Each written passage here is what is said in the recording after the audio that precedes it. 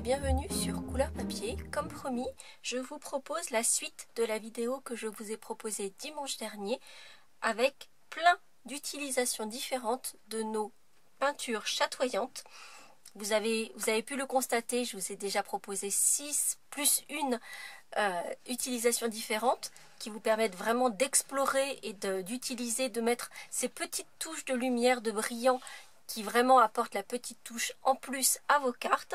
Et bien aujourd'hui, je vais vous proposer 6 autres utilisations, là encore différentes de ce que je vous ai proposé dimanche dernier. Avant de commencer, je voulais apporter 2 petits compléments à propos d'informations que je vous ai délivrées dimanche dernier.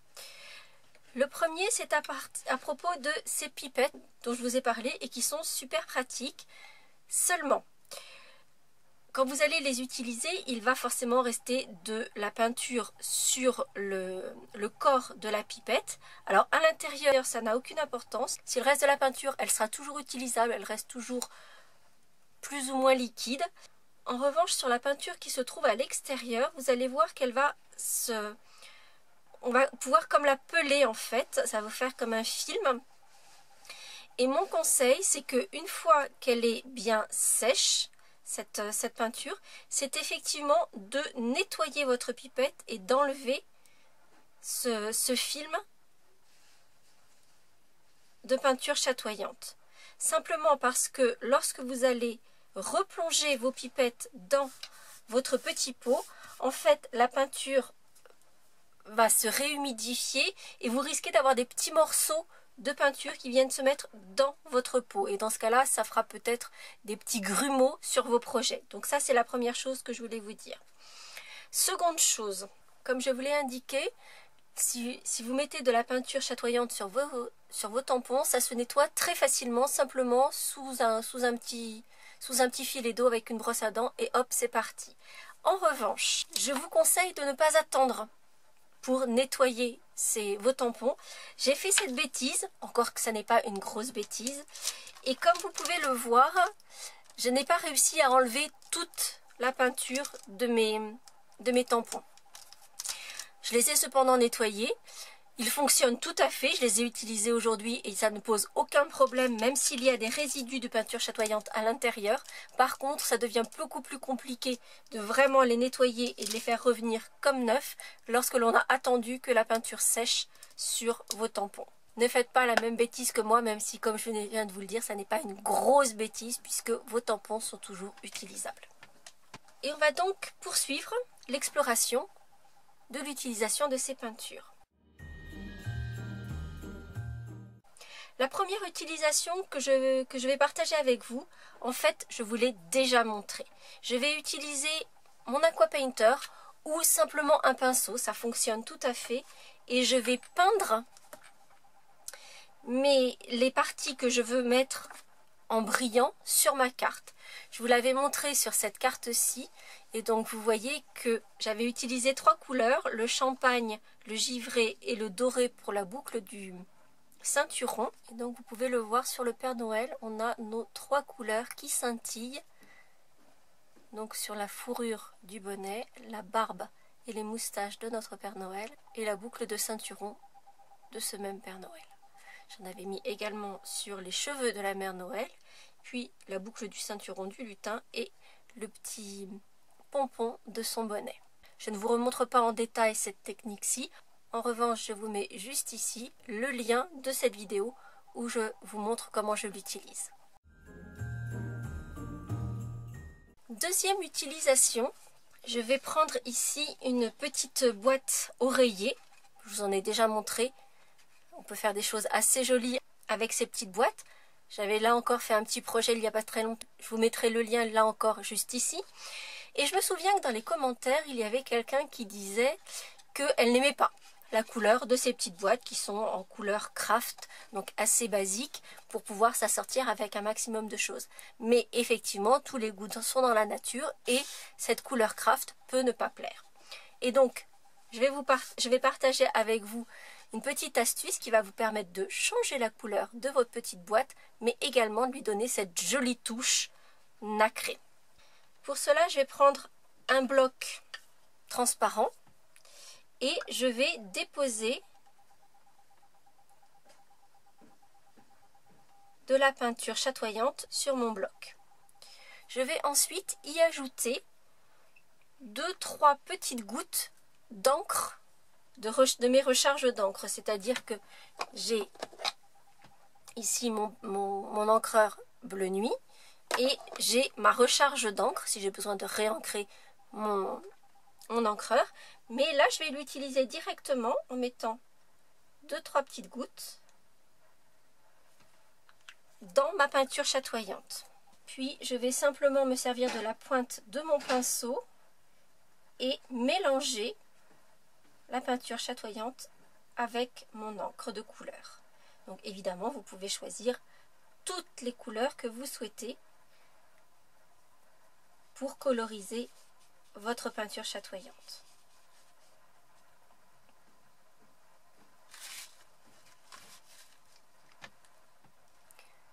Je ne sais pas si vous arrivez à le voir, mais ça fait vraiment quelque chose qui est vraiment très très joli. Ce nacré dans le bleu, c'est vraiment très très beau.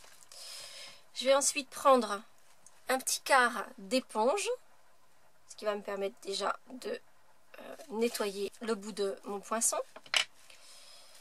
J'ai mis un petit clip à papier que l'on trouve dans toute bonne papeterie.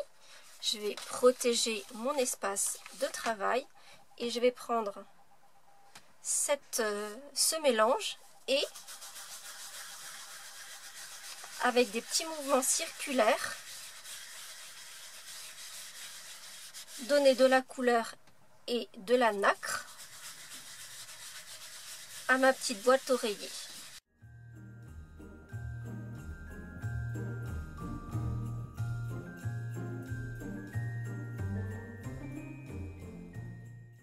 Et ainsi obtenir non plus une petite boîte couleur craft, mais une petite boîte bleue nacrée. Je pense que vous voyez bien tout l'effet de nacre que l'on a sur la boîte. Et c'est vraiment très très joli. Je vous montre ici cette même petite boîte, donc avec l'effet bleu nuit. J'y ai en plus ajouté des petits détails, mais je ne vous livre pas tout aujourd'hui puisque ce projet-ci fera l'objet d'un prochain rendez-vous sur couleur papier dans notre calendrier de l'Avent.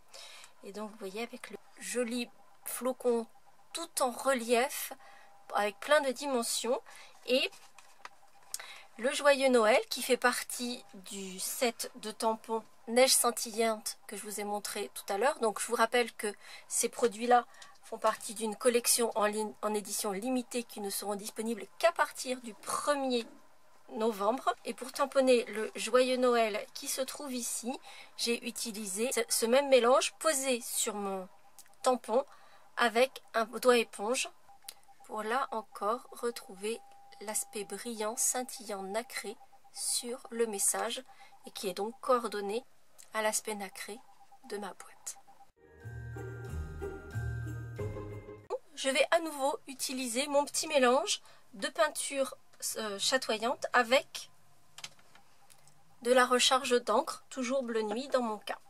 Je vais utiliser simplement du papier murmure blanc et je vais utiliser mon aqua painter dans lequel j'ai mis de l'alcool. Donc comme je vous l'ai montré dans les vaporisateurs, j'ai utilisé de l'alcool à 70 degrés, de l'alcool médical que l'on trouve un petit peu partout. Et il n'y a que de l'alcool, il n'y a rien d'autre dans mon aqua painter. Pour cette technique-ci, je vous conseille de bien protéger votre espace de travail et éventuellement de faire un mur un peu si vous voulez devant vous, car vous allez le voir, on va projeter un mélange peinture encre pour faire un effet moucheté, tacheté.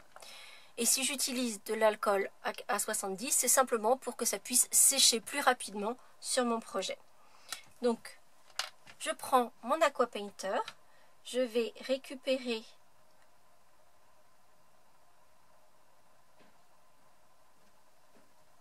un petit peu de mon mélange peinture chatoyante encre et puis je vais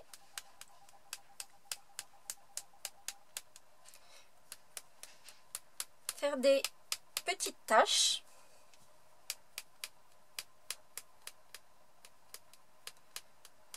ou des plus grosses selon si vous appuyez plus fort sur le corps de votre aqua painter et donc il y a plus de liquide qui va sortir du corps de votre aqua painter, éventuellement reprendre un petit peu de peinture.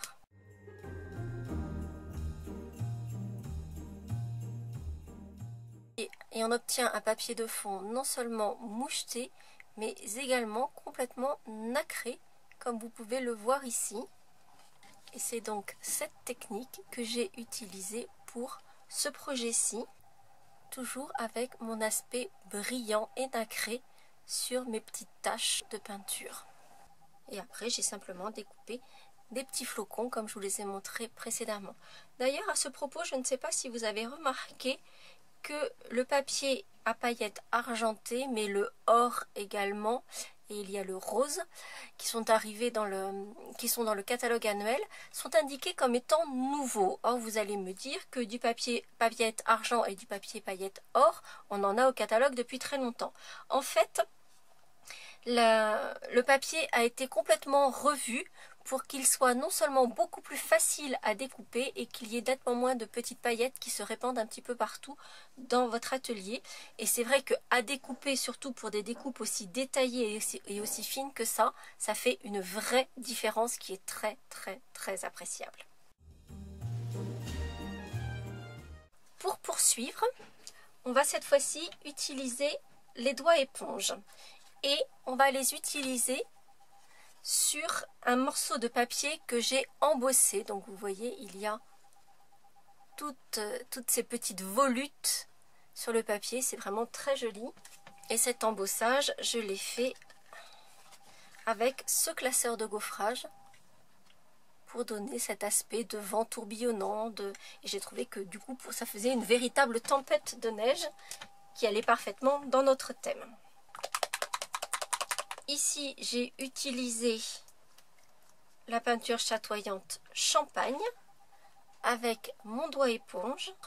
Je vais utiliser la peinture qui se trouve dans le fond de mon capuchon, c'est largement suffisant. Et avec une main très légère, parce que je veux que l'encre ne vienne qu'en surface et pas dans le fond de l'embossage, je vais apporter cette touche nacrée sur les parties en relief de mon embossage.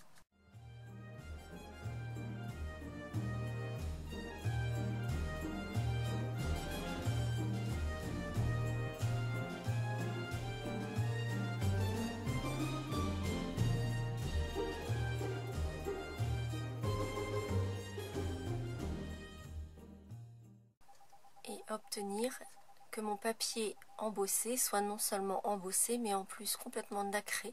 Si je prends du papier brun et que j'apporte cette touche avec de la peinture chatoyante Champagne ou or, ça va me donner un peu un aspect de cadre ancien, ça peut être très très joli.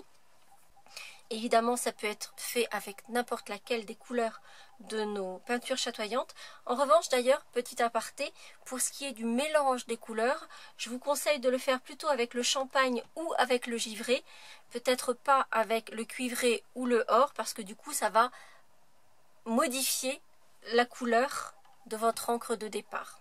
Et à partir d'un fond comme celui-ci, j'ai réalisé cette carte, donc avec le fond qui est embossé et épongé à la peinture chatoyante pour faire ressortir les parties en relief. Vous remarquerez d'ailleurs que c'est exactement le même modèle de carte, mais avec un fond différent, et sinon j'ai repris exactement le même principe.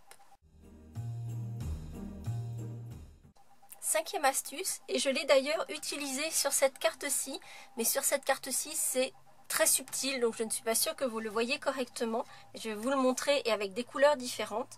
Il va s'agir de coloriser nos petites décorations. Ici j'ai pris les pois époxy, mais ça pourrait être d'autres décorations. Donc pour que vous le voyez mieux, je vais utiliser du coloris cuivre. Là encore, je vais utiliser un doigt éponge et simplement la peinture qui se trouve dans le capuchon. et je vais apporter une touche de couleur nacrée à mon petit bijou. Je pourrais d'ailleurs très bien le faire avec n'importe quelle couleur d'encre placée dans de la peinture chatoyante. Et vous voyez que j'obtiens des petits bijoux assortis à mes projets et qui brillent de mille feux. Sixième et dernière utilisation que je vais vous présenter ici, mais je suis sûre qu'on peut en trouver encore mille et une tellement ces peintures sont polyvalentes et on peut faire tellement de choses avec. C'est peut-être ma préférée, encore que j'aime beaucoup celle que je vous ai présentée jusque-là, parce que vous voyez qu'on arrive vraiment à transformer un projet à partir d'un même modèle. On arrive vraiment à faire des choses tellement différentes. Et ici, je vais utiliser notre papier blanc laqué. Donc vous voyez, il est un peu brillant. Il a un aspect presque plastifié sur le dessus. Et comme vous avez pu le voir à l'instant, on va donner un effet marbre nacré à ce papier. Pour cela, je vais prendre ici ma peinture blanc givré, mais de la même façon, selon la couleur que je vais utiliser ensuite, je peux utiliser vraiment toutes les couleurs. Je vais prendre du film alimentaire et je vais en faire une boule que je ne vais pas trop tasser. Vous voyez, elle est encore souple, ma boule de papier. Donc c'est simplement du film alimentaire qu'on va placer sur ses assiettes pour conserver nos restes. Et je vais tapoter mon papier dans ma peinture pour ensuite la tapoter sur mon papier laqué.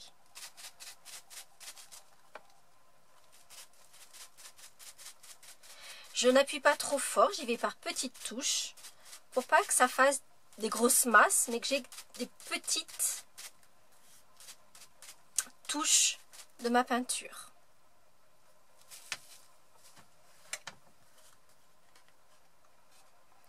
Donc vous voyez à ce stade que j'ai quelque chose, vous l'apercevez à la caméra, mais ça reste très subtil pour l'instant.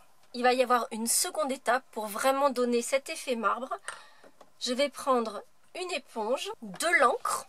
Alors, si on veut vraiment donner un effet marbre, on va plutôt partir sur des couleurs pâles. Ici, moi, j'ai choisi ardoise bourgeoise. Ça pourrait être le gris granit, ça pourrait être le sable du Sahara. Maintenant, vous pouvez faire aussi des couleurs beaucoup plus vives, partir sur des roses, faire des choses beaucoup plus flashy. Là, je vais rester sur un effet vraiment marbre proprement dit. Je vais prendre mon éponge. Alors, je vais toujours tapoter un petit peu à l'extérieur pour être sûr que ça ne me fasse pas juste un rond au milieu de mon papier. Et je vais faire des petits cercles pour apporter cette couleur à mon papier laqué.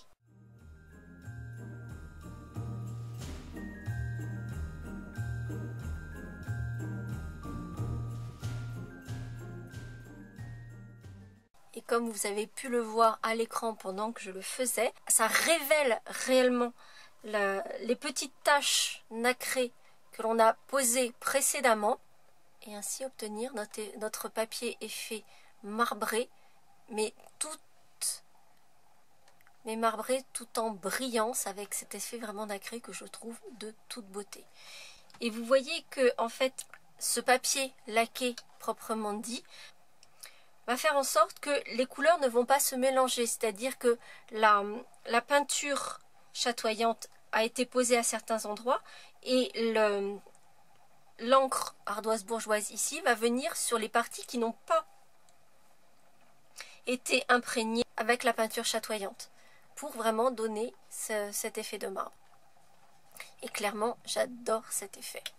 Et voici toujours mon même modèle de carte, cette fois-ci avec l'effet marbre nacré en fond.